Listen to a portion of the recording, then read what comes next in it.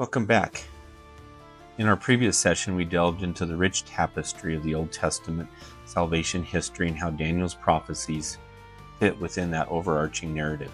Today, we will focus on one of the most intriguing aspects of Daniel, the visions and the prophecies concerning the rise and the fall of earthly kingdoms.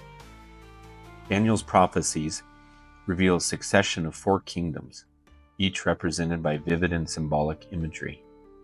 In Nebuchadnezzar's dreams, these kingdoms are portrayed as a statue with a head of gold, chest and arms of silver, a belly and thighs of bronze, and legs of iron, with feet of iron and clay. In Daniel's vision, they are depicted as 4 beasts emerging from the sea, a lion with eagle's wings, a bear raised up on one side, a leopard with 4 wings and 4 heads, and a terrifying beast with iron teeth and 10 horns.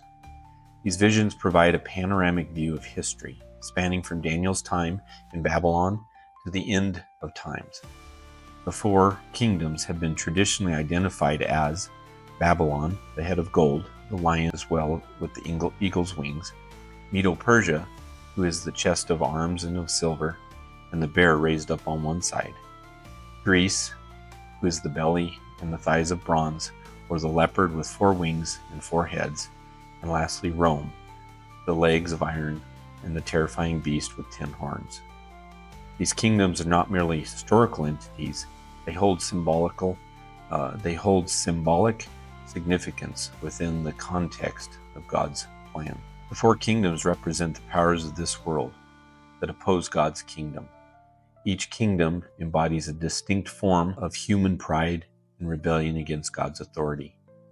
Progression from gold to iron and clay signify a decline in moral and spiritual value, culminating in the final, monstrous kingdom that is both powerful and fragile. As James Hamilton explains, these stylized 4 kingdoms are allotted a period of time that they will fulfill as a 7-fold punishment of Jeremiah's 70 sabbatical years for the land. This suggests that these kingdoms are not only historical realities, but also serve a divine purpose in God's plan for the world. The 4 kingdoms of Daniel anticipate the final eschatological kingdom of God, which will be established when Christ returns in glory.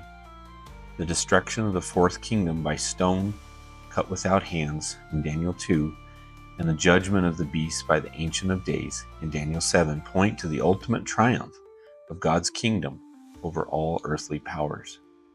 As Hamilton reminds us, in the Old Testament story, the placing of Israel in the land parallels the placement of Adam in the Garden of Eden, as the exiles of Israel from the land parallels the exile of Adam from the garden. The prophecies in Daniel point to a future restoration, a return from exile that is nothing less than a return to Eden, where God's kingdom will reign supremely. By studying the prophecies of Daniel, we gain a deeper understanding of God's sovereignty over the nations and his ultimate plan to redeem and restore his creation. The 4 kingdoms, while representing formidable forces of opposition, ultimately serve to highlight the triumph of God's eternal kingdom and a kingdom that will never be destroyed.